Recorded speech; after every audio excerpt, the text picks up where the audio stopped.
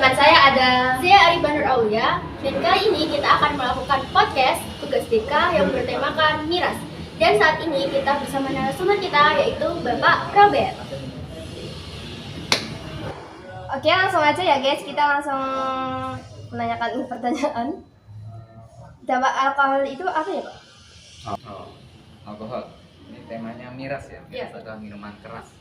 Minuman keras pasti ada hubungannya dengan alkohol. Biasanya memang sumber utama minuman keras itu adalah alkohol. Dampak alkohol itu sebetulnya dampaknya ada dampak positif dan negatif.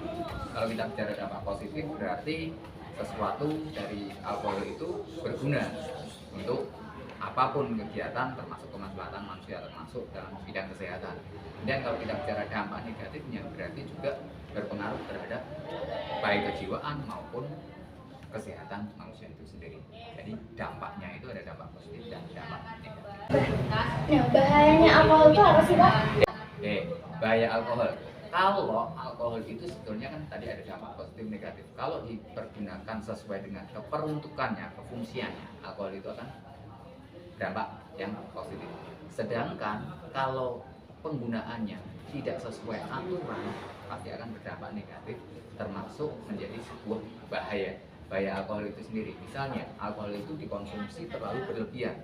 Kadar alkohol yang berlebihan itu akan menyerang jiwa kesadaran manusia, termasuk organ-organ dalam manusia, karena alkohol itu sendiri bersifat seperti air keras yang bisa membakar organ tubuh manusia kalau dikonsumsi secara berlebihan. Itu bahaya. Terus manfaat buat alkohol itu apa ya Pak?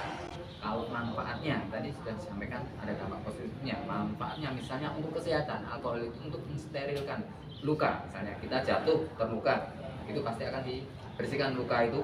Misalnya kita jatuh di aspal, di situ masih ada kotoran dan lain sebagainya, biar tidak terjadi infeksi, kita bersihkan dengan alkohol. Kemudian untuk dunia kesehatan yang lainnya, untuk mensterilkan alat-alat operasi, misalnya jarum, pisau untuk operasi, itu harus disterilkan menggunakan alkohol.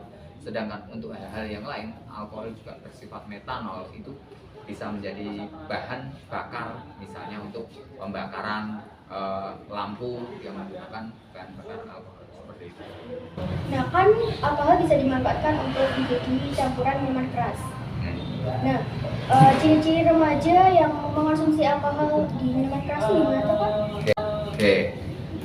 Kalau ciri-ciri orang yang mengkonsumsi alkohol secara berlebihan, satu yang jelas biasanya dari bau badan, ya, BB, keringatnya itu pasti akan berbau seperti bau-bau alkohol itu sendiri. Kemudian yang kedua, cirinya bisa dilihat dari fisikly, mata. Kelopak mata tidak akan putih, tapi berwarna merah. Orang yang menggunakan alkohol secara berlebihan.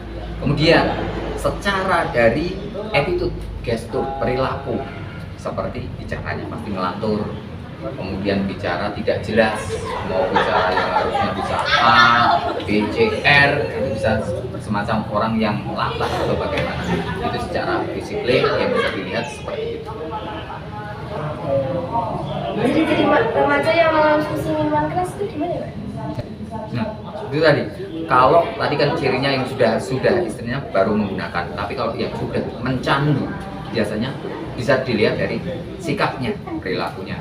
Dia menjadi anak yang sering tidur, kemudian males, mager istilahnya kalau bahasa anak sekarang kan mager, males gerak. Setiap sudah apapun males. Itu biasanya kadar ketergantungannya terhadap alkohol sudah tinggi. Tapi bukan berarti semua anak yang mager itu memakai alkohol atau alkoholik, bukan, belum tentu. Karena kalau yang bisa dilihat secara fisik ya seperti itu tadi, males berpikir, menjadi anak yang pemalas, kemudian ngantukan, kemudian ketika diajak apapun serba tidak merespon dengan baik. Itu ciri-ciri orang yang sudah ketergantungan dengan alkohol. Yang mempengaruhi penggunaan alkohol pada remaja itu apa aja Pak? Yang mempengaruhi faktornya banyak ya, dari lingkungan. Yang jelas faktor eksternal dan internal. Kalau eksternal berarti lingkungan. Kalau memang dia berkumpul dengan teman-temannya yang sama-sama sering menggunakan alkohol, kemungkinan besar dia akan terpengaruh oleh temannya. Berawal dari coba-coba. Faktor internal dari dalam dirinya sendiri, kalau anak tersebut landasan mungkin imannya sendiri berkurang, pasti juga akan mudah terjerumus. Oh, diajak temennya ini, berawal dari coba-coba, kemudian mulai bisa merasakan enaknya menggunakan alkohol. Bagi mereka dalam tanda kutip ya enaknya, mungkin dia merasa bisa lepas dan lain sebagainya, akhirnya ikut-ikut terbawa ke situ. Sehingga faktornya yang mempengaruhi itu bisa dari faktor eksternal, lingkungan di sekitarnya, kemudian faktor internal dari dalam dirinya sendiri.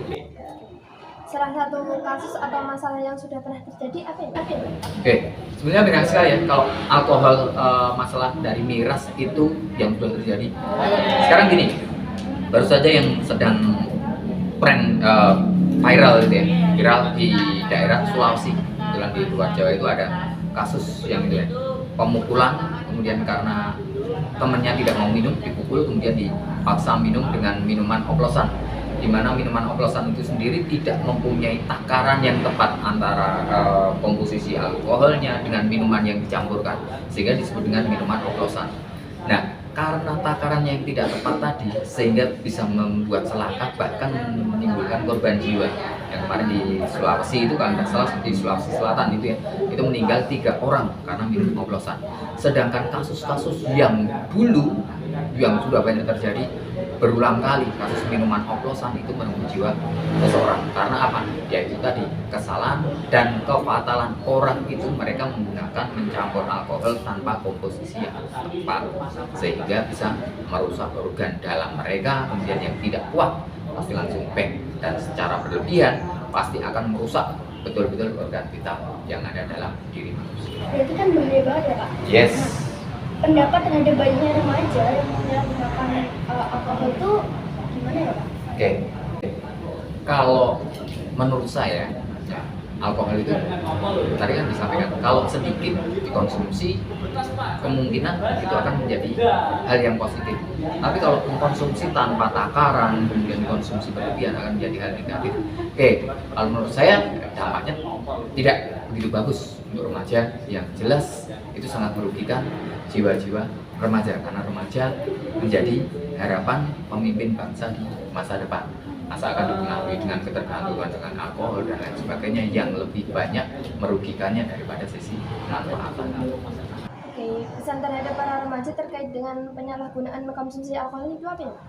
Oke, kalau pesan saya ya, jangan sekali-kali mencoba. Karena kalau sudah mencoba kemudian menjadi ketergantungan, sudah ketergantungan berarti tiap hari harus mengkonsumsi. Lambat laun organ tubuhnya akan terserang, kemudian masa depannya juga akan suram. Oke, dikatakan mungkin alkohol dengan wah saya mengkonsumsi alkohol menjadi semacam adrenalin saya terpacu, saya menjadi seorang pemberani. Mungkin di satu sisi ada seperti itu, akan tetapi kita harus juga melihat organ dalam manusia, termasuk organ-organ vital baik jantung, ginjal dan lain sebagainya.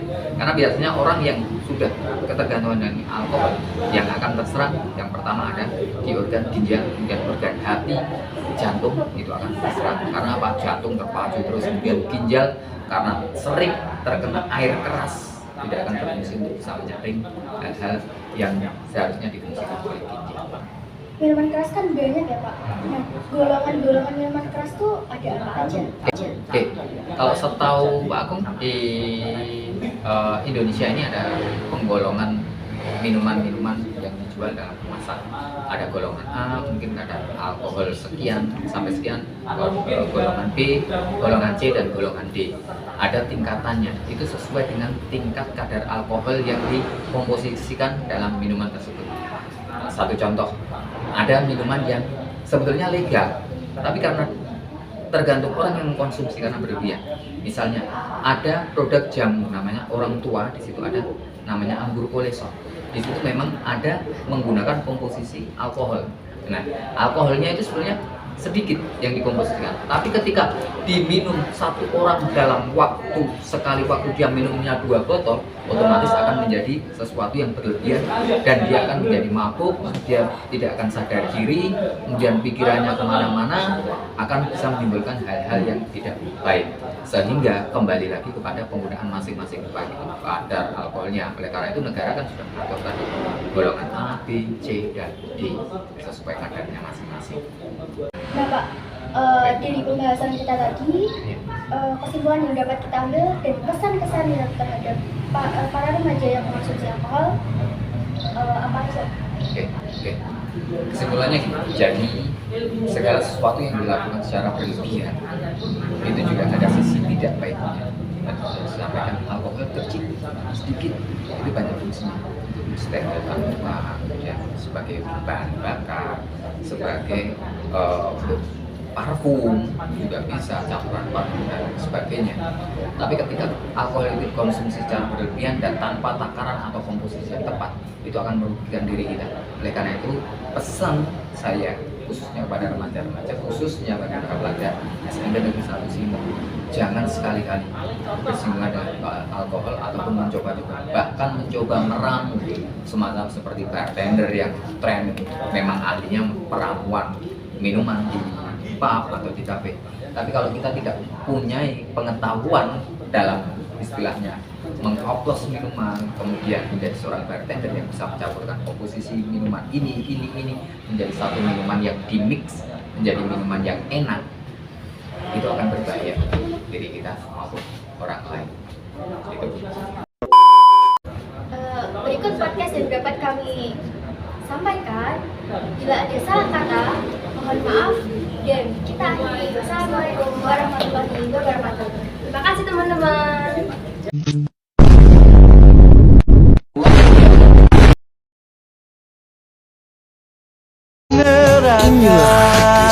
Andaikan saja Ramadan semua bulan yang tiba, bulan yang ada, karena besarnya setiap pahala yang dijanjikan kepada kita.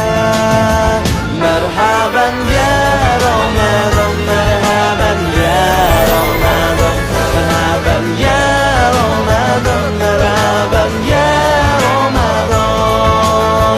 Dalam bersaur ada pahala, dalam berbuka alangkah indah.